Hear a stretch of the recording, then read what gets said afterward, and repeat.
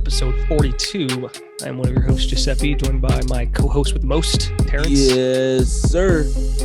Terrance, this is a big episode. I don't know if you know how important 42 is. Do you know how important that is? Yeah, I mean, Jackie Robinson.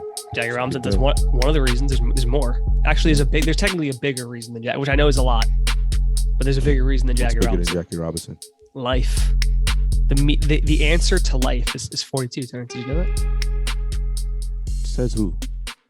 Hit a Google search on that right now. Hit Google search. No. Google's not always right. Hit a Google search. Just I want you to see it. Say what is the answer to life? Google that question right now. 42. Why would that even be an answer? I want you to look it up. It's a number. For those listening, but there's an answer. So those listening at home, Google what is the answer to life. See what happens.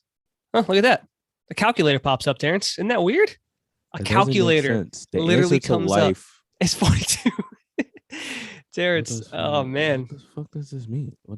I will tell you what it is. It's actually it's a reference to the Hitchhiker's Guide to the Galaxy. But Google knows. Google doesn't have to do this. It tells you. It literally pulls a calculator up, by the way, which is fucking fun, hilarious. But I mean, but it's open to interpretation. I mean, yeah. Maybe it's how many roads must a man travel to find happiness? 42. 42 roads. Anyway, shout out to Jackie Robinson. Yeah, man, we're here. Terrance, quick question before we get started. You've eaten Oreos in your life, I'm sure, right? Yeah, of course. I mean, hit me with your method. How do you eat them? How do I eat the oranges? I said Oreo. Oh, Oreo. I thought you said orange. Nah, Oreo. No. Oreo. I can only eat it with milk. I have to dip it, but you dip it whole. What's your the whole thing? You no twist off in a cup. No, the whole thing in a cup, and I use a spoon to get it out. Oh, so you throw that bitch right in there. Cereal. Yeah. Because you know what it is. I want it to be soft but crunchy still. So so it's like almost like soup. So you toss it in there, and then you immediately kind of just get the spoon right back. Yeah, and I toss it in there, let it sit for a couple of seconds, get a spoon, scoop it out, eat it like a soup or a cereal or whatever. Right? Do you drink the milk when you're finished? No, hell no. Wow, that's a waste of milk. Yeah, I know. You can just dip it. Yeah, I know. You wouldn't drink it, I guess, either way. Yeah. So you don't do the twist. But at that point, it's probably warm. Like the milk is kind of warm sometimes. I mean, people like warm milk up to sleep, isn't it the thing? Yeah, I guess. I don't know. But you never do the twist lick? It's not, No, I never was a twist lick Oreo. Yeah, you know what? I'll be honest. So I don't like milk at all. It's not a vegan thing. I just never liked milk. I feel like they try to force that on you. Like, this is the way to eat Oreo. Untwist it. No, I think. Don't give me instructions for a cookie. I think everyone has. I saw someone recently posted a thing as someone unrelated, and it was like a Pringles can, and on the top it says, "You don't just eat them." And he was like, "What the fuck does that mean?" You stack them, but no one takes them out and stacks them. They're already stacked. Stop playing with your goddamn food. Why are they trying to make you play with your food? You know what is companies before just eating it. You know what it is, man? Companies and are trying with their slogans, they're trying to make everything bigger than it is. But it don't have to be. Your right? Pringles slogan should be "Eat them." you know what you do with these? It's not a bad idea, right? You gotta be. You see, everyone's going. You go against the grain. Everyone's doing one thing and trying to make Coke into this. It brings the world together. Just say what it is. Like, what does RB say? RB say, we have the meats. Yeah. Right. I think it's very simple. They say exactly what it is. Like, hey, it's Mountain Dew. Drink it because it tastes good. Boom. People would be into that, Terrance. Yeah. With me and Oreos, sometimes I'll do the twist and the lick. Sometimes I'll just eat them straight up. I don't do milk. Whatever. Do the twist and the lick. Now you're sitting there looking like a puppy. I'm not in front of people, Terrance. I'm just by myself. If I'm in like a cafeteria, I'm not gonna start twisting and licking. Though, to be fair, I don't eat Oreos in public. So yeah, I mean that's the shit in your teeth. It's all in your teeth, like the powdery, chocolatey. It's gonna be in your fucking corner. You don't want that. Smile some girl, and turns out you look like a fucking idiot. But anyway, Terrance, let's start the show proper because we got off on life, the universe, and everything, and all these other things. But let's start the show with our patented Black excellence. Shout out of the week. I'm black, y'all, and I'm black, y'all, and I'm blacker than black, and I'm black, y'all, and I'm black, y'all, and I'm black, y'all. Oh, yeah. Black excellence, can't stop, won't stop. Shout out of the week goes out to Mr. Byron Allen. By the way, where'd you get that the music you intro? What movie was that from? That is from CB4. CB4? Yeah, CB4. Shout outs to Chris the Rock. Movie? Yeah, it's a movie. Yeah. It's called CB4? I never heard of this. Called CB4, yeah. It's a play on NWA. And, right. and like this one guy who's Chris Rock's main character, who is not from the hood, but he becomes a rapper and he has to pretend he's from the hood. Now you got to keep up the image and everything. Like it's a pretty funny. D's or D's, isn't it? It's a pretty funny movie for sure. Huh? D's or D? Oh, yeah. So dude, wasn't he an ER or something, wasn't he? Yeah, he was an ER for 15 years. Yeah. Anyway, sorry.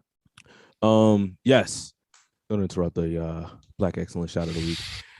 Byron Allen, Mr. Byron Allen, who is a very inspirational story. If you kind of do the backstory on it, Wikipedia doesn't have as much as I was looking for on him.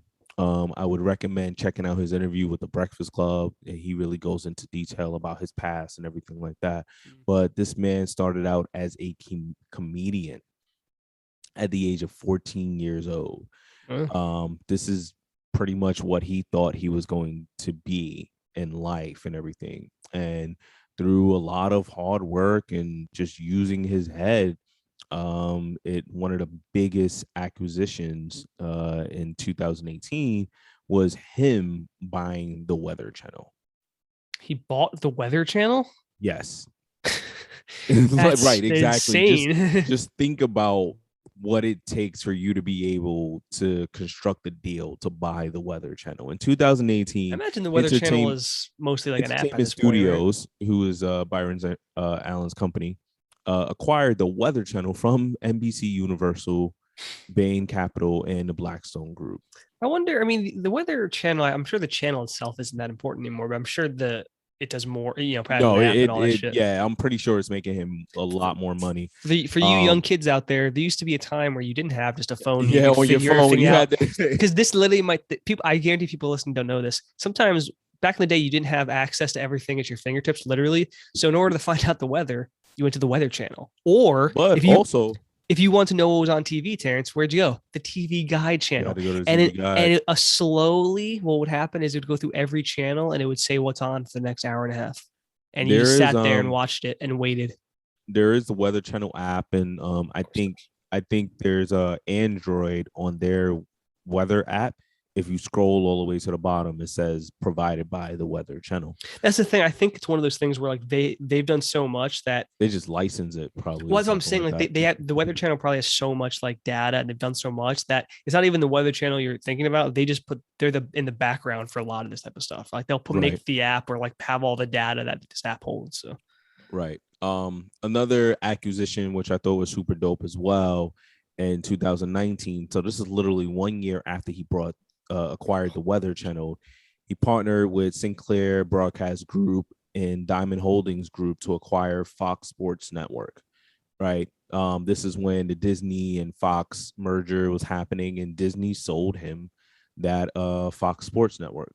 So you're talking about a man that, like, just again, think about the fact of starting out as a comedian at the age of 14, and later on in life, you're able to acquire two large networks. Some business savvy right there. Like, yeah, like that. And again, I implore anyone and everyone to go on YouTube, type in Byron Allen Breakfast Club interview. It's about 45 minutes long, really, really inspirational, really smart guy. And just somebody that if you're looking at as far as like starting one way in life and then possibly going another way, because we don't really know what the fuck road we're gonna go down. No. You know, right? So it always can. It can always go another way. I saw something the other day that said the colonel for KFC started KFC at the age of 65. Did he? That was dope to me. Yeah. That was like, that's how it happens, dope. man. You know, like, me and think you about didn't think how we would be hosting one of the most successful podcasts, in the United States a few years ago. But look at us now. Let's not forget, internationally known and locally respected. Apparently, Germany and the UK are our two biggest international audiences. So beautiful. That's the new information I pulled up the last few days. Internationally known, baby. But it's never. I'm really starting to understand that it's never too late. We put a time limit on ourselves. It's so funny you bringing that up. That will bring us to another topic. It's coming up actually probably next. So perfect segue. Perfect segue. Yeah. Here we go. Well, actually, before we get to that, so shout out to you, Byron Allen. Absolutely. I feel like Byron is a very black name. I feel like several. It's Byrons. It's a strong black name. It is a strong name. It's a strong name for sure. Like Byron Scott, for the coach. Absolutely. Yeah. You don't. I feel like it's a little older, but you don't hear that as often. But I don't know, Terrance, maybe you can have some more kids. What do you think about Byron? Is that you and Corey think about that? No, I think not. I love the name. Never would have it though. No, I love the name. No Byron. One of my childs is Byron. Byron. Respect the name, but would never have it. No. I said that. I actually have a little shout out of my own, a little Black Excellence shout out. Okay, always down for more Black excellence. Of course, this is a Black-owned podcast. Black-owned podcast, Terrance. Minority owned. That'll come in handy when we get some sick grants and funds. Oh yeah, absolutely. Like, you're minority. We sure are minority owned. I have a shout out for a young man who is an excellent father and friend, and he's successful in life. That is one. Terrance Gathers is my shout of the week. His birthday, by the time this post will have already passed. So Terrance, happy birthday to you. It's coming up, obviously, but you're also the shout out of the week. I couldn't have been for my birthday for obvious reasons, but you can be the shout out for this week as well. That's dope. Appreciate it, man. I genuinely do appreciate it. Of course. Sometimes you forget. I forget? No, like for just myself. in general. Like, right. Yeah. Like myself. I forget. Right. Like, oh shit, like my birthday is coming up. Yeah, your birthday is coming up, man. You're gonna be 54? How old are you gonna be, Terrance? Yeah, man. I'm getting fitted for the cane, because I gotta make sure it's the right height. You don't want it to be like you're slumping down. That's not gonna help the situation. You gotta make sure it's right. You gotta put like an eagle on top of it or something cool like that, like a fucking snake or some shit. Gotta hop up on my good foot. So okay, so that's all this segues into our one of our main topics, and this is probably going to be one of our, at least my more personal topics. It's kind of a serious thing. So my birthday just passed as well, not even 2 weeks ago, and the night before my birthday officially came in, I was like, all right, time for bed. I'm gonna start getting ready for bed. I went to the bathroom and I was doing my thing. I was washing my face, and I was thinking in the back of my mind, tomorrow's my birthday, and then I went, oh shit, wait, it's past midnight. I was like, it's officially my birthday. Technically, it's my birthday. All right, it's officially the 19th. And I remember looking at the mirror and I was like, man, that's crazy. And then I started thinking, this might sound stupid. I literally stared at myself for like 5 minutes. And I started to think, man, like I moved in this apartment when I was 17, a few months before I turned 18, right? So I was like, I've been looking in this mirror for over 13 years, like my entire 20s have been the same mirror. And I was thinking, man, it's crazy. Like all that happened the last 13 years, me living out in the city and everything. And I started to think, what would that like 17, 18-year-old like think if he saw my life right now? Like if he got a peek into the future and he saw this. Man, that's crazy. I was thinking something like this earlier, but go ahead. Well, there you go. So, we'll talk about this because that's the thing. There's no specific question I have necessarily. It's just I want to I started to get real deep that night. Yeah. I started to think about it, so I figured I'd just share it here. Like a self-reflecting moment. It's a deeply self-reflecting moment. Because I started to think about that. And you think about like the history. I'm like 13 years in this apartment. And I was thinking like the 17, 18-year-old version of me, like, what would he think about my life? And I was like, I don't know. I think he'd be kind of disappointed, right? Because I was like, I've lived in this apartment the entire time, right? Like since I became an adult.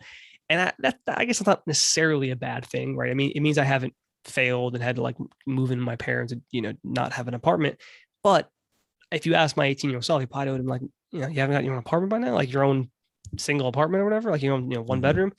So I was a little disappointing. And then I was thinking like, I don't, I've had some good jobs and I've had some shit jobs, but I don't really have a career, and I'm obviously in school, but I'm only a year in, I'm 31, a year into school. That kind of sucks, and I think like, well, I probably would have expected to be married by now, and I'm not married. I'm single still. And so I started thinking, I was like, I don't know, like and I don't want to say this like it's a pity party on me or anything. And I don't want it to seem like I'm unhappy, because I'm actually a fairly happy person. But I don't think I would be, I think I would be disappointed in myself, because I feel like I haven't really done that much. You just mentioned something like this, like I was saying, but I don't know. I look at my life and I'm like, I think I would have been disappointed in myself if I looked at where I would be 13 years later. But see, I think I think we do ourselves a disservice by having that mentality. And I say that because, like I just mentioned, like the KFC guy started KFC at the age of 65, right? Now, for some weird reason, society or whatever it is has told us that by a certain time you have to have achieved a certain thing. This is kind of like a trained thought, right? Because and the reason why I say it's a trained thought, because if no one thought this way, if they didn't have it in brackets, like, okay, at this age you go through grades 1 through 5, and if you're not out of grade 5 by this age, then technically you're behind. They call it being left behind, right? Yeah. So it's a good point. As soon as we start, they tell us that this is the timeline that we have. So immediately we're already on the timeline. And then once we start to go through the timeline, look, in life, you have fucking setbacks, right? You have other things that you want to try. By the time we got to teenagers, we were trying different things. Between high school, college, and I want to say like the ending of junior high school, you start to get into different shit. You sure. you meet new people, doing new people. Things. There's some people that go to college, they major in one thing their first semester, then they're like, I don't want to do this anymore. I thought I'd be into it. I'm not into it. Things like that happen. I was coming home today, and I was looking at the storage unit, the storage like places, storage things. Yeah, like the self storage place, right? And it was the one that you could see right through it, so you could see when people are going into their storage units and shit like that, right? So they can't hide any bodies in there, right? So I just so happened to look right in, and as I look right in, I see a guy changing his shirt, and I'm like, that's odd. That normally it's a storage unit, right? Like you're just supposed to be holding stuff there. Why would he be changing his shirt, right? And then I thought to myself, I'm like, oh shit, he's probably going through something, and maybe he has to live out of this thing, or keep a bunch. He doesn't have, like, he sleeps in his car and he has to like put all this clothes, maybe he sleeps in his car or something. I'm like, because you wouldn't see that, right? Like that's one not normal, would. That's not normal, right? So it has to be a situation that's happening in this guy's life that he has to, go to his storage unit to change clothes, right? So it made me think, it was like, God damn, we complain so much about the things that we do not have, that we really forget to pay attention and appreciate the things that we do. Right. And I don't think I'm one of those people. I actually do. No, I will say I'm one of those people, and I need to stop. Yeah. So I need to stop. I think it was like a year ago. I think I was reading there's this mechanism as human beings that we have, that regardless of what you receive, eventually it becomes normal. It's just the way our brains work. Like right now, let's say you won some sort of, mansion, this paid off mansion. It's fucking, 50,000 square feet, whatever it is. It'd be amazing. But eventually you'd be like, yeah, well, it's just home. Because that's the way it is. And it's just a human being thing, like in our brains, to just, lower what, like whatever we have, we get used to it. And so it's not, I try to stop. And I do think, like, I am fortunate for what I have. Like, this apartment is really good, and it's been great for me for all these years. And I'm in an even bigger room now than I was for most of the time. And I love this room. It's much bigger, and it affords me much more freedom and whatnot. But it is, like I said, I'm not an unhappy person, and I don't think of myself as like a failure or anything. It's just, I don't know if it doesn't matter what my 18-year-old self thinks, because like I am not, I do want to be for, obviously I'm in school for a reason. I'm in school because I want to get a degree and have a career, you know? So it's not that I'm in a bad position in my life. I guess I wish I was further. Yeah, exactly. You feel like you're it's a not little comparing bit myself though. I'm not no, comparing. but I wouldn't say you're comparing yourself to anyone. Right. I would say like you're looking at yourself and you're like, damn, I'm a little behind in what I would want myself to be. Well, you know what it is, Where man? I would want myself to be. In 13 years, when I'm 44, I don't want to look back and think, what would my 31-year-old self say and go, he'd be disappointed. You know what I'm saying? Like I want, by that age, I would like to have a steady career, right? Like I would like, and you know, who knows, you get fired or laid off, who knows what can happen in life, but I would like to have like a degree and I'm in a job and a field that I enjoy enough, you know, at least not be about the best thing in the world, but something I enjoy and I have a good job and hopefully I'm married by then, you know, like that's where I'd like to be by then. Do you think if you, let's say you get to like the age 52, do you think you can look back and say, you know what? I probably don't have everything I wanted to have, but at least I tried to get it all. I guess it just depends on if I'm happy. Because even if, let's say I want certain things, I don't hit them, doesn't mean I won't be happy.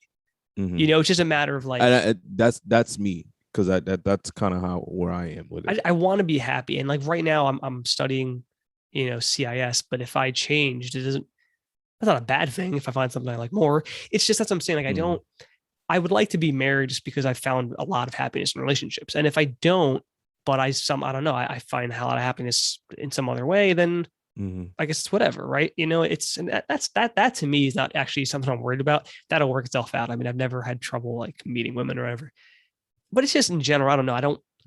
It was just, like I said, I was just thinking about how, like, I guess I wish I would have been further in my life than I am now. Yeah. And I don't know. I mean, maybe a lot of people feel that way. Maybe a lot of people are like, dude, you're a loser. I feel amazing about my life. Who knows? Yeah, but again, that I feel like is the society timeline, because if they judge kid, like I saw a video about Elon Musk saying that, you know, our school system, the way that we're, you know, taught is just not fair. Right. It's not fair to us because expect everyone to be in the exact same place, right, exactly. You militarize our education, you know, like you tell us this is the way we have to learn, this is the thing you have to be. What if there's like a kid that's just like, well, I want to draw for the rest of my life? You know, we don't even encourage that, because we tell that kid that, okay, well, if you want to draw, you got to do math, you got to do don't talk about science, you got to do, you know, like we tell that I'm gonna flip this whole table and the podcast is gonna go. But see, that's the thing, because it's just like that's what causes the setback, because you have a person battling the things that they passionate about, they want to do and things like that, but we don't have the ability to provide them with just that. If at the age of 5 you went to school and they said, Joe, what do you want to be when you grow up? And you said like a pilot or whatever. Right. And immediately they started you on the course to being a pilot at the age of 5. Yeah, but what do you know when 5 years old is the problem with that? I mean, who the fuck knows? You know, you 5 years old, you think your favorite snack in the world is, you know, fucking gummy worms or some shit. Exactly. Like, no, absolutely. Right. But again, let's think about this, because if you start on that path at such a young age, you're already able to say, well, yeah, like I'm really into this. This is something like I really want to do. Or you're able to say that, you know what? This. I don't like, this isn't for me. You know, we don't waste time. A lot of our time is wasted in school.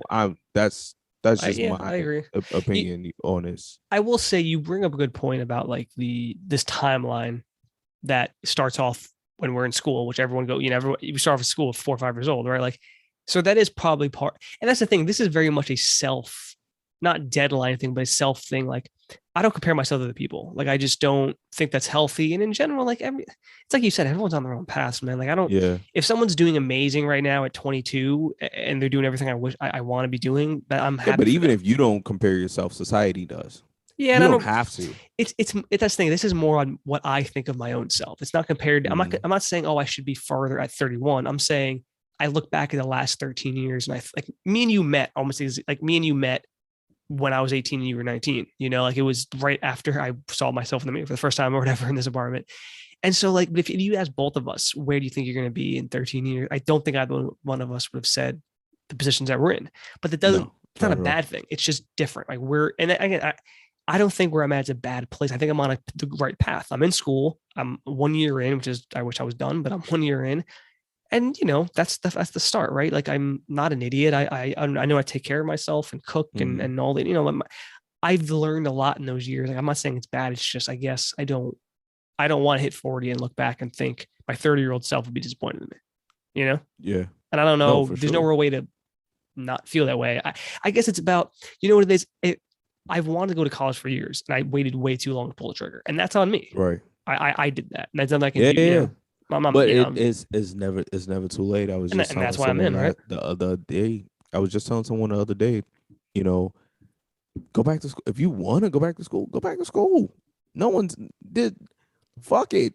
There's 50-year-olds, 60-year-olds going back to school because they want to. I mean, bro, I started going back to school. Some other opportunities. I started back to school last year. I was a few months before hitting 30. You know, like I trust me, he's preaching the choir on this one. But yeah, I don't know. I guess, like I said, there's no specific point of this topic. This was more just like, this is how I was feeling. And then I like it because I am. I mean, you feeling? What are you feeling? You just turned 32. Where are you at with all this? Where am I at? I mean, do you feel these things? I'm where I'm supposed to be. See, I like that. As far as whatever's going to happen next and whatever's destined for me, whatever opportunities I create or that are, you know, I'm afforded to have, it's going to be what it's going to be regardless. The mistakes and things that I've made in the past, the decisions I made in the past are the past. I don't dwell on that shit. I don't think about it. That's how you should look at it. I look at all my mistakes as learning opportunities, you know? I don't give a damn about that. You know, all I can do is be responsible, continue to move forward, and improve every single day, every single year. You ask the version of me, how old am I going to be? 32? 33? 32. You asked the 32 you don't know version. The 31 version. And I'm not even going to go that far. I'm going to go 31 and 32. Last year version of me would be happy at this year's version of me because this year version of me is better than last year's. I suppose exactly how. I suppose I would say the same thing though, because a year ago that counts then, Joe. That makes it all the more better. What? So maybe that's the way to look at it, right? Is that we're on the track because you're 13 years is a long time. Your 18-year-old self thinks of all these things, but you're talking about 1 year ago. Well, if you're where you were happy to be a year ago, then that's probably better than what your 18-year-old self thinks. Have you made improvements? Have you gotten, you know, smarter? Have you, you know, maybe some people look at the financial benchmarks, you know, like there are things like that. And it's like, it's a good point, man. It's a good point. It's a step by this thing called life is a marathon. Yeah, I have no idea when the road is gonna end. Like, it's true. No, you're not wrong to sit, that. you know, like we can't look. Rear view mirror don't exist on this ride. This doesn't. But yeah, man. I think that was. I think you made some good points on that, though, man. But all right, we have another serious topic we're going into. So before we do that, I do want to talk about something a little lighter. That's a bit of a funny story that happened to me. So I actually do have a story to tell.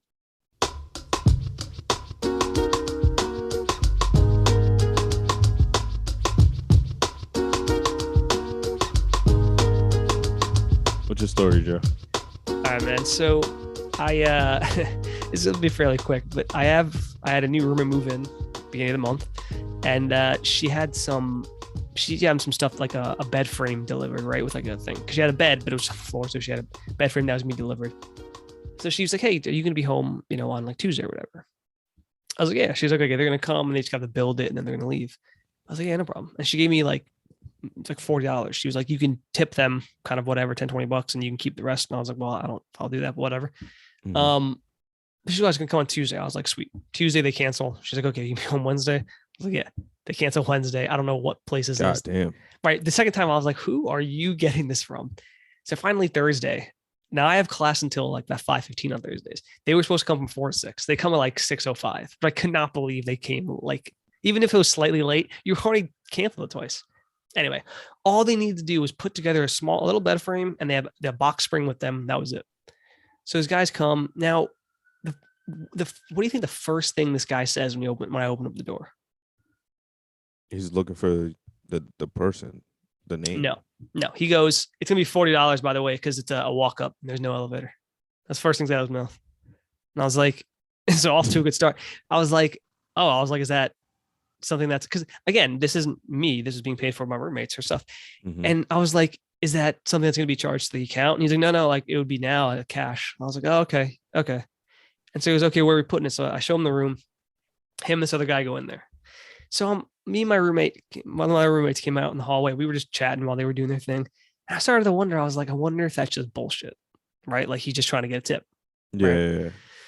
That's how you have to think that way, especially in New York. So I'm like, all right. So the guy like finishes up, and he left the box spring like the hallway, right? So he pushes the box spring over, and he goes, hey, can you just sign this before you leave? And I was like, you guys finished? And I took it, and he's like, yeah. And I was like, the box spring here? He's like, oh, you want us to put it in the frame? It's like, yeah. I want to be like, obviously, guy, like, what? No, leave the box spring in the hallway, and obviously put the box spring in the fucking frame. So he gives me the thing to sign, and this on the back of it is the terms and conditions. I was like, oh, perfect. My roommate, I was like, let's see what it is. So I'm reading it. It specifically says, if there's no elevator, it's $10 per floor after the second floor. I was like, all right, so I'm on the fourth floor. Yeah, I'm on the fourth floor, Terrance. So that's $20. That's what my math told me. I was like, after the second would be third and fourth. So I was like, excuse me, I was like, how much did you say the delivery was gonna cost? He was like, oh, it's 40. I was like, the contract says it's only 20. And he was like, no, it's 40. And I was like, says it right here. I was like, the contract you just gave me. I'm like, it's $10 per floor after the second floor. And he was like, yeah, but it's $40 because we had to kind of bring it up here. And I was like, that's not what it says though. It says I was like, bring it up. And I had the contract. I was like, this contract that you gave me, that you asked me to sign right now, I'm like, it specifically does not say this. I'm like, it's only 20. And he was like, yeah, and I know the contract says, but that's not what I'm saying. I'm saying it's 40. I was like, you're saying it's 40. He's like, yeah. And I was like, and what do you mean? He's like, well, me and him had to bring this up. I'm telling you it's $4. I was like, that's not how it works. I was like, that's not how it works. I'm like, the company is very clear and it's verbiage. I'm like, it says right here how much it is. And he's like, well, did the company bring up the bed? I was like, do you work for? So we'll call a company then. I went, do you work for the company? He goes, yeah. I was like, then the company brought it up. Then the company brought up the bed. Exactly. I was like, the company brought up the bed. He's like, oh, they did. I'm like, yeah, the company brought it up here. I'm like, you work for the company. That's how it works. He's like, oh, okay. And he was like, so he's like, but I'm still saying 40. I'm like, I will give you 20. That's what it says here on the contract, but I'm not giving you more. He went, you know what? Keep it. Don't give me anything. Just sign it. So fine. I signed it and I handed it to him. He left. Now, here, I want to be very clear to anyone listening. This is not me being cheap. It's not my money.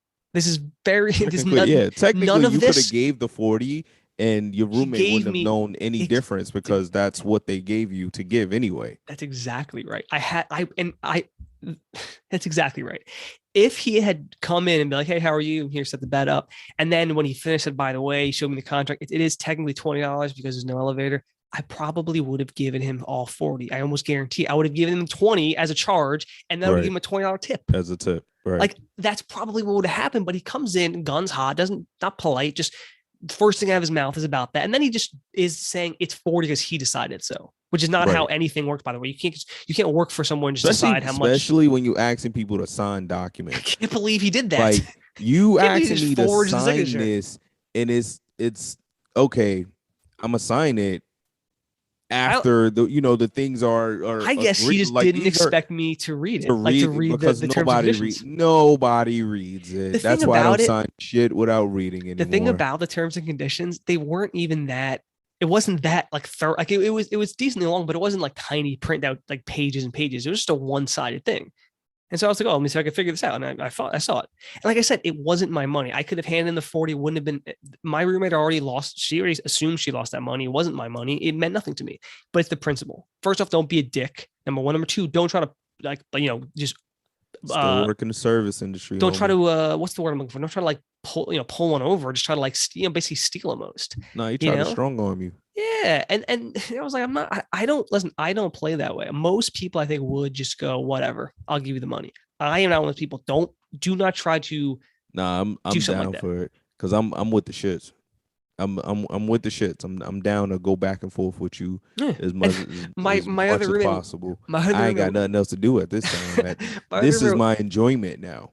At this point, yeah. But yeah, my other roommate was sitting right there, and she's like, "No, you can't do that." And I was like, I'm like, you don't just get to make your own prices. Like, this is the price of how much she paid was on this thing.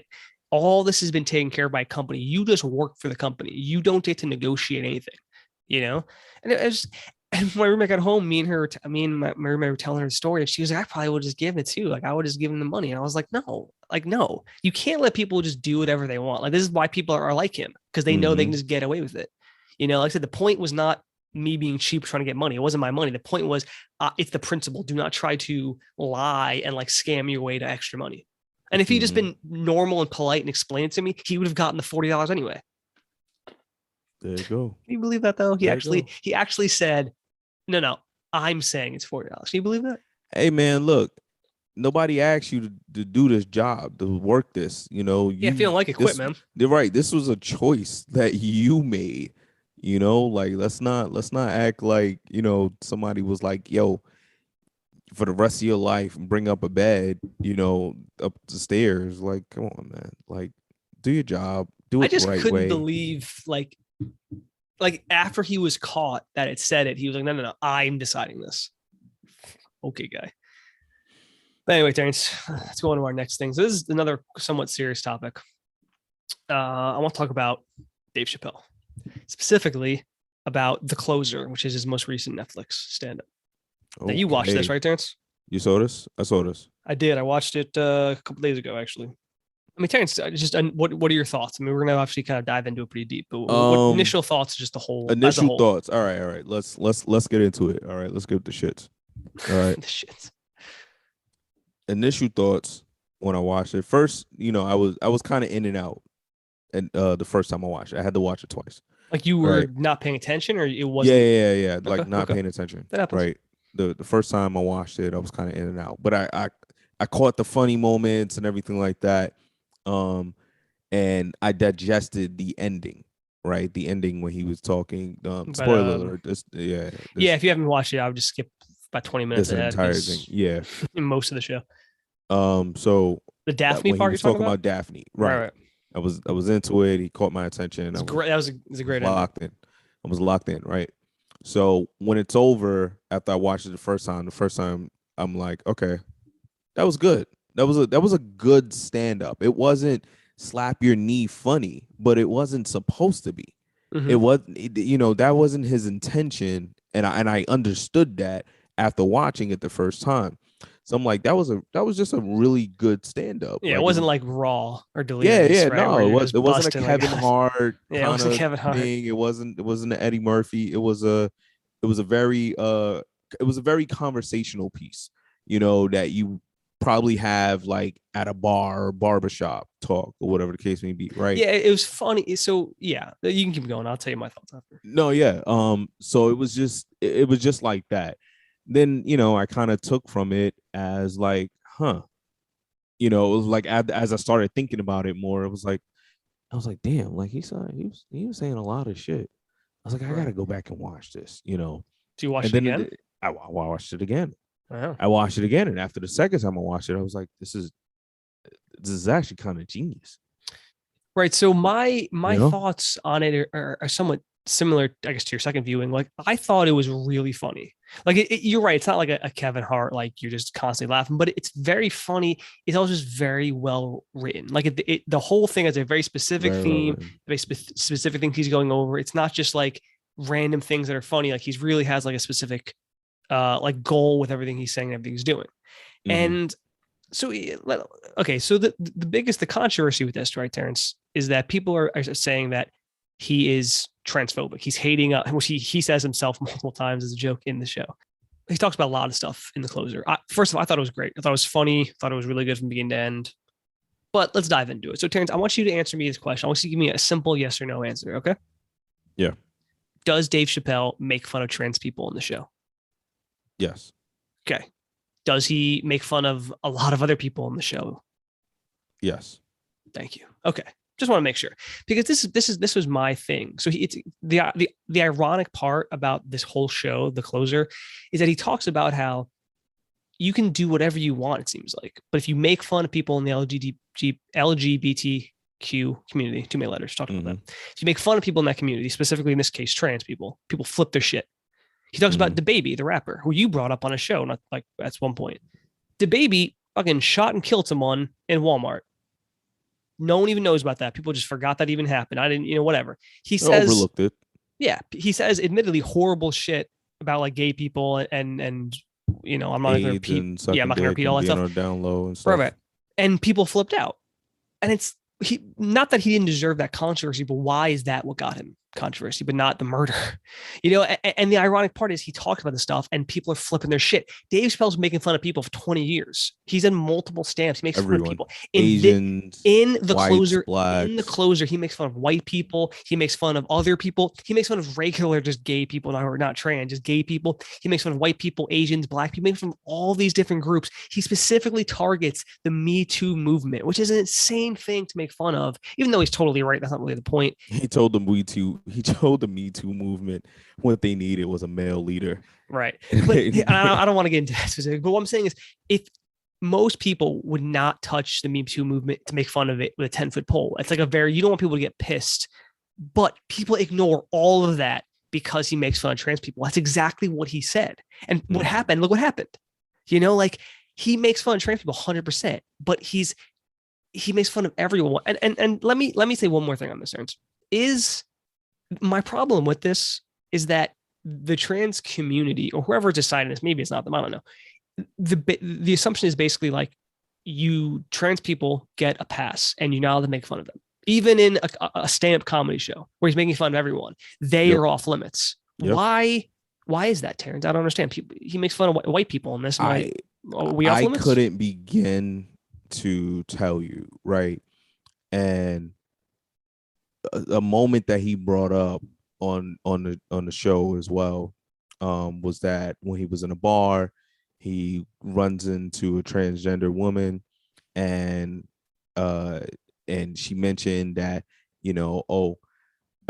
our people have been being crucified for years, decades, right? Yeah, you can speak on this. And the transgender woman, I'm sorry, I may not know the proper term.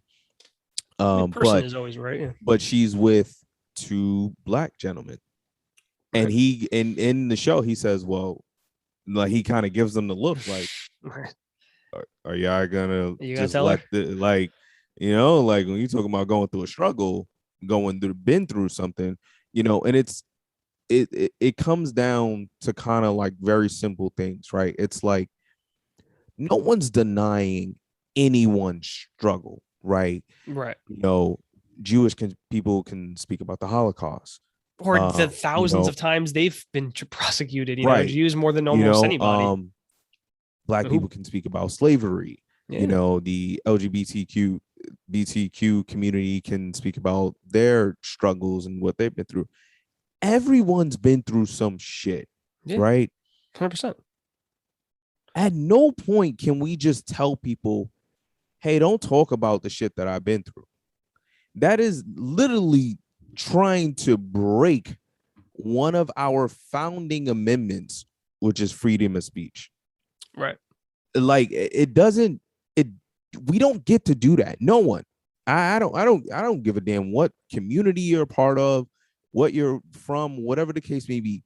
When it's done in an art form, such as what Dave Chappelle does, because there is a distasteful way to do things, like, and like DaBaby, what he said was horrible. There wasn't funny. It was horrible. It was horrible. Distasteful. It was disgusting. But see, that's the thing. Like what Dave Chappelle's doing is art, right? He is doing stand up, just like any other art. It's what he's doing, and I'm not. I said we just said he's making fun of people, but he makes fun of everyone. He has for literally 20 years. He's been doing this. But not only that, it through certain forms of art, right? Comedy, because comedy is an art, right? You can 100%. Also educate, and which is what he does. And if you don't understand what he was trying to do, you missed the whole point of the show. You missed the whole fucking point. Go back and watch it again. Maybe watch it front to back, like he said. That's the thing. You said the first time you watched it, you kind of like weren't paying super close attention. First time I watched it, I was like, I'm going to pay attention to this, and pretty quickly I was like, no, this is good. Like this isn't something I want to pay attention because, like you said, it's not he's trying to make you, bust a gut every 2 seconds. He's making you laugh. He made me laugh a bunch of times. He's telling you stories about life. It's not necessarily like, because it's comedy. It's exaggerated to points and things like that. Listen, that's something people need to understand. 99% of stand-up you hear is either completely fictitious or exaggerated. Like Dave Chappelle didn't really knock a woman in her, beat up a woman, like tenderize her titties, as he said. Like, guys, these are jokes. Just like when stand-up comedians go, oh man, last week I was doing this. This didn't happen to them last week. If anything even close to it happened probably a year ago, 2 years ago when they first wrote this stand-up. Right, like, exactly. It's not real, like the story he said about Daphne is, I imagine, real. And he said this is like right. But like that's of these a real moment that happened because they did have her tweet that she actually did tweet it. People would have called him out on that weren't real. It was he said Dave Chappelle doesn't punch down, he punches line, and he's a master at his craft. Right. That's were the words from a transgender person, woman who and that's opened up for Dave Chappelle. Yeah, and did terrible apparently. Right, and did terrible. Like, I love that he keeps railing into how bad she was. Somebody like, that you 10 call, times. but here's the thing: exactly what he said is Daphne would have loved that because she understood what it is that we do as comedians. Right. Where he was like, she jumped off the building. He was like, I know you wanted to be a woman, but that was some. Like I think he said like that was some nigga shit or something like that. Yeah, I don't know, something like that. It was something along that, and he was like, he was like, nobody in the audience laughed, and he said, I know that seemed like too serious, but she would have loved it. When he gets to the very end of the show, and he says that Daphne killed herself, I was genuinely heartbroken because he told the story so well. Yeah, that story was really. And good. you think, man, like. This Daphne person, like she seemed like a really good person, and like she may have sucked, I guess, in stand-up, but he was saying she's funny as hell, but she just didn't maybe know how to perform. She was super new. She only did like 8 times. That's like nothing in stand-up. You need to do it like hundreds of times before you can get good. So I was literally hoping I would hear like how she gets better, and then to know that it ends with her dying, I was like, oh fuck, man. But anyway, he tells the daughter, he was like, when she gets older, I'm gonna tell her that her mom was a real nigga. It was like, yeah, something like that. Right? Like, I knew your father or something. Yeah, like I knew your dad. I knew your dad. Your mother was a wonderful man. Something like that. Right? It was a great man. Something like that. Yeah. Like, and you take that away, it's like there's a heartfelt moment in there, and it was also the ability to kind of you just insert that little punchline as well.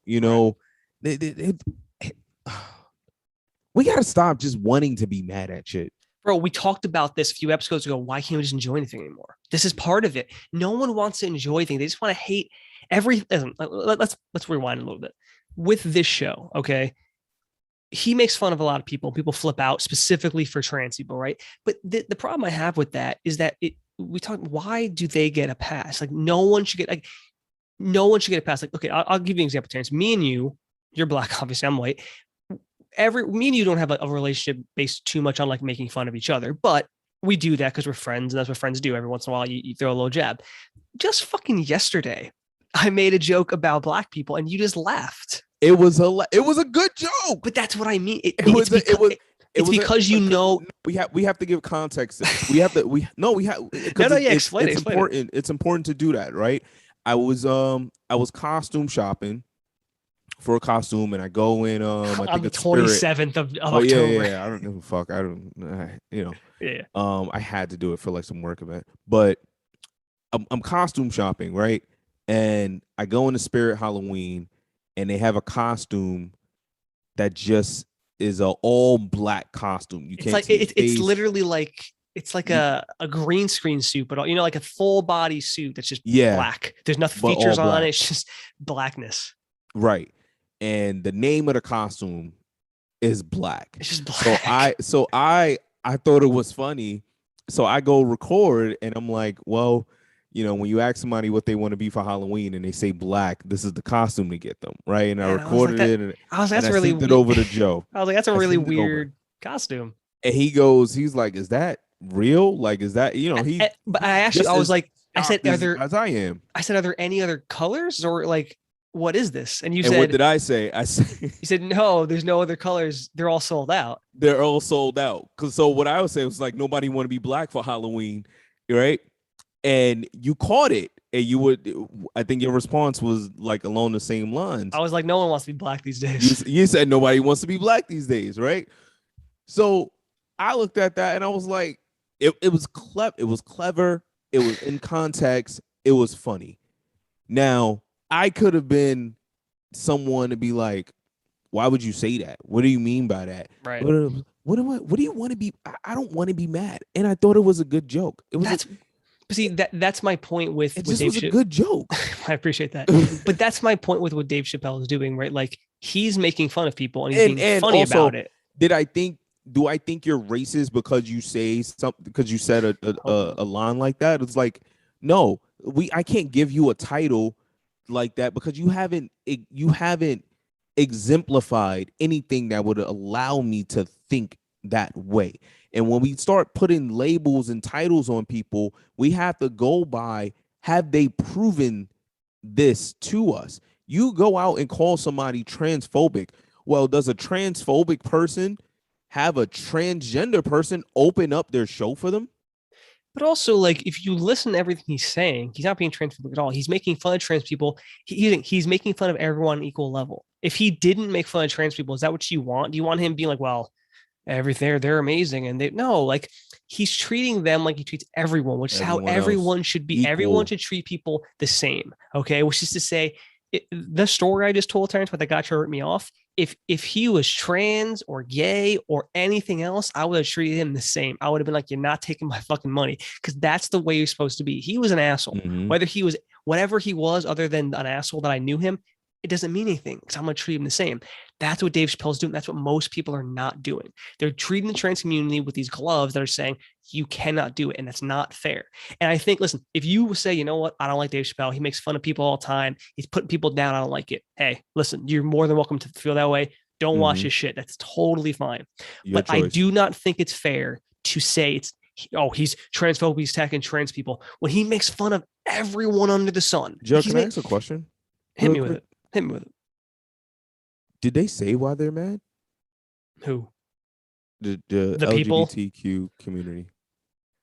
I don't know. I don't even know how much of a. I mean, the only thing it depends on. I don't know. Like that he did these jokes. The people at Netflix, the people who work there and were getting upset, were saying that he's promoting hate speech, which I have a problem with because it's stand up. Wow. But only for trans people. Him making fun of women, that doesn't count as hate speech. Him making fun of white people, black people, gay people, none of that counts. So the BLM needs to come out. The Me Too movement needs to come out. And everybody else needs to come out and say that what he did is technically hate speech against them as well. Yes. So here's the thing. I was reading an article about a year ago. I think it was for school. And it was about how people of all different colors are perceived, especially at like more like prestigious universities. And, people like talking to Asian people like, wow, your English sounds so good. And then, microaggressions is what they call them. And it's like, why would you assume it wouldn't be good? It's all these little things like, oh, how did you, like, if you're black, oh, how did you get into university? It must have been like something else. And it's like, why couldn't I have got, I'll tell you this right now, from example, when I go to work and they talk about the colleges that they've been to and stuff like that, it's always like, look, I'm looked at a little bit weird because I didn't go to like a named university or college. Yeah. I see it and I feel it. I kind of feel that too a little bit. But here, one of the things someone brought up in this article, and they were like, talking to people of color and everything, they were like, or any minority really, they were like, do you want to be treated differently because you've had these experiences and because you're not quote unquote the majority, I guess, where you're not like a white or whatever, or do you want to be treated the same? And I think it's a question that I think there's no definitive answer. It's individual, but like that's I think the problem. Like the trans community, I imagine, would want to be treated the same, right? I mean, you know, like you want to be treated like anybody, but then this happens and it's like, well, no, hold on a second. You know, and so, and I don't know if it's the trans community coming out this, like even Dave Chappelle was saying, like he doesn't believe it's really the LGBT community. They've all been super nice to him about it. He's saying he thinks it's more of like corporations kind of jumping on this and like these companies trying to like take the power away from him and whatever. But I don't know, man. I don't think it's fair to say like you can't make fun of trans people, but everyone else you can. I mean, is that crazy to say? No. Because that's my biggest problem with this. Like I mean, dude, if me and you want to look up some clips right now, we can find clips of him making fun of everyone. He makes fun of everyone. You know, jokes on Asians, jokes on white people, jokes on Indians, and you know what? Like, you know, man, that's my thing also about like if you want to be treated normal, then you're gonna have to get made fun of. I mean, right now, Terrance, I'm a vegan. Vegans like are getting fun of constantly right now, all the time. And I'm a straight white male. Like this is like people love shitting on me right now. You know, like that the straight white males. And that's just the way life is, man. Like, you know who I love? Though? What are you gonna do? Like, I know we're talking about Dave right now, but I do got to give a shout out to Bill Burr. Bill Burr's great, man. Bill Burr. I love Bill Burr. I give a shout out to him. I loved him on The Mandalorian, actually. He's another person that does jokes, and he's probably the first white person I saw that was brave enough to make jokes about black people. See, this is what I mean. This is the problem. It didn't offend me or anything. I laugh my ass off.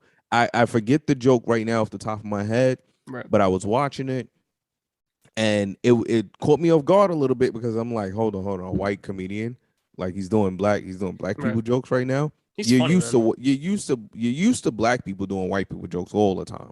Right.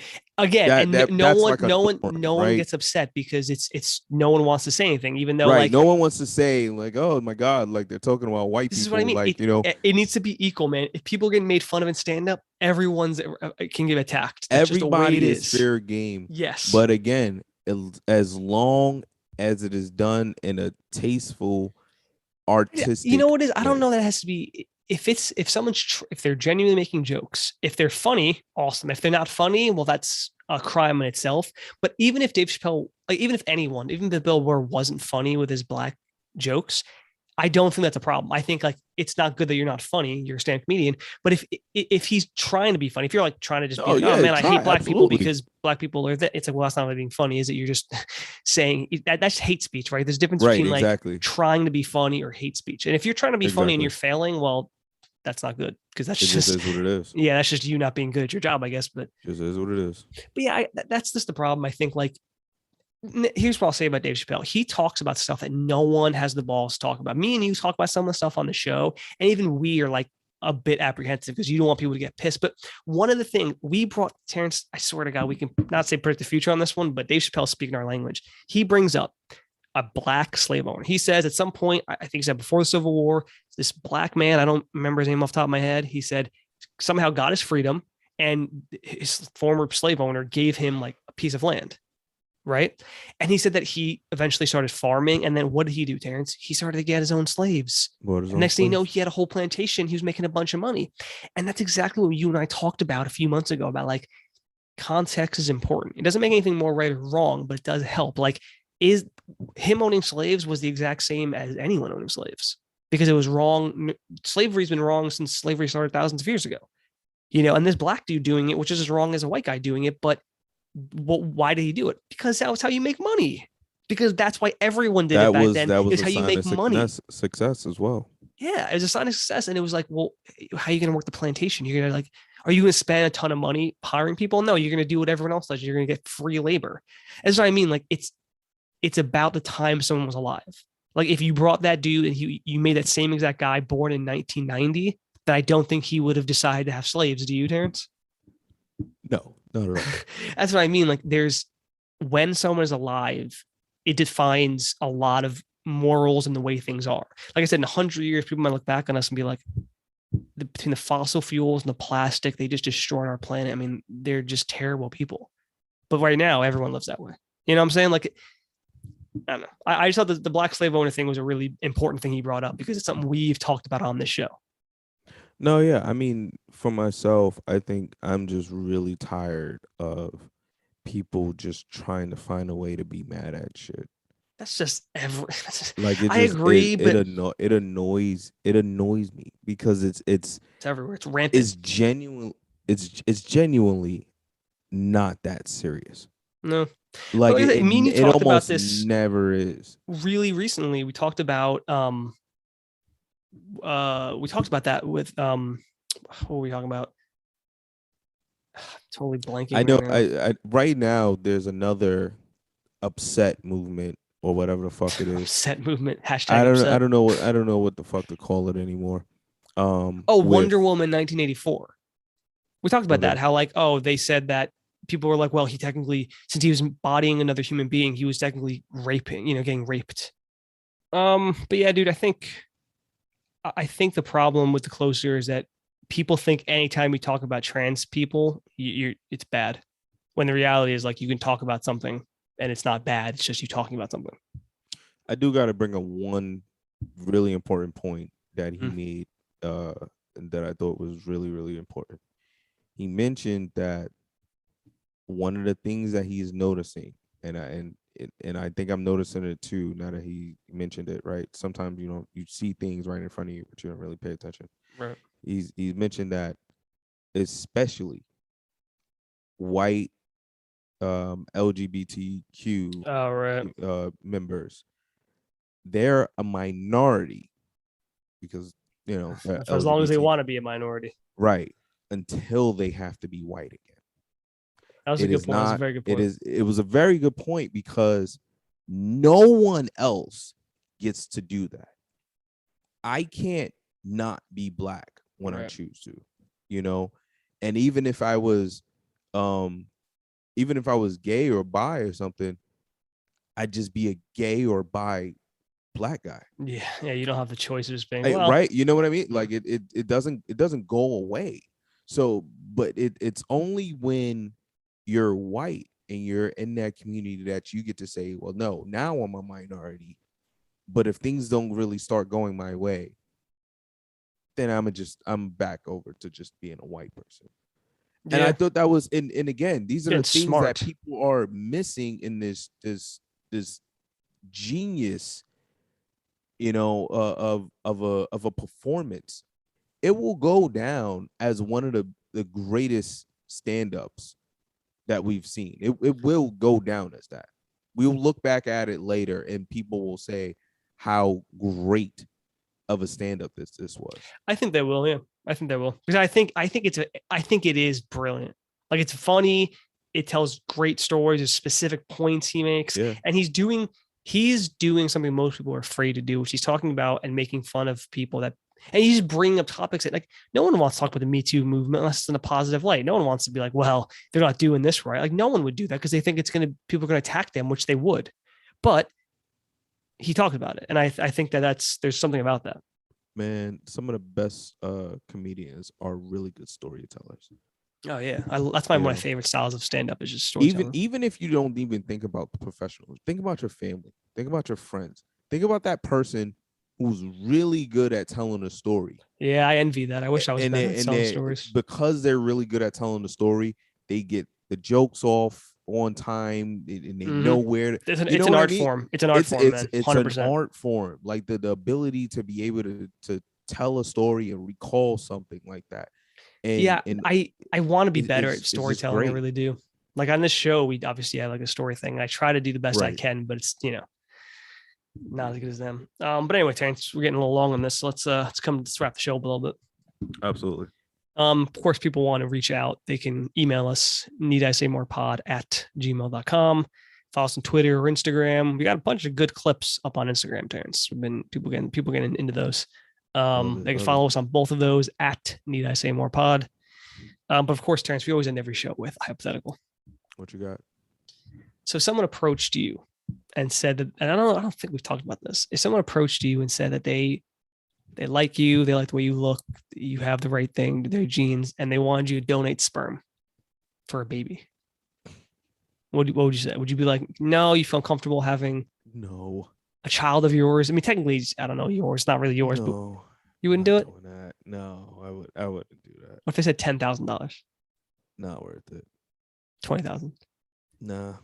Really? Why is that? You just don't want like a child technically. I mean, it's not, it's not really, it is technically a biological child of yours, but it's not really like a, they just want the sperm. I'm just not built like that. Okay. I couldn't. Yeah, it wouldn't sit well with me. It'd be on my conscience. Like you just been wrong. I mean, it's not. Yeah, I know, but no, I couldn't do it. Do you think Corey would donate her eggs? No. To be fair, if she wanted to donate eggs, there's a ton of money in it. It's hard because you have to do a bunch of shit to like make sure you're ready to do it. It's not like a men, but a lot of money in donating eggs. So if you ever need some like 50 grand, just have her do that. I don't know if I would do it, to be honest with you. I don't want kids. I've talked about that before. Like I'm good without kids. So I don't know if, again, it wouldn't really be my kid. It'd be whoever I'm donating to. They want the kid, but I don't know how I'd feel knowing that technically I have like, it's part of me out there, Mm-hmm. Yeah. So I don't know. I don't know. For free, I would have to really think about it. If someone was like, "Oh, we'll give you 10 grand," I'd be like, "Well, it's a lot of money, Terrance." Yeah. Anyway, Terrance, that's it for me. You got anything? No, man. I got nothing else. There's a lot of cancellations going on. But if you made it this far, I'm happy you didn't cancel us, because you could have been anywhere in the world, but you're here with us, and we appreciate that. You know, say more.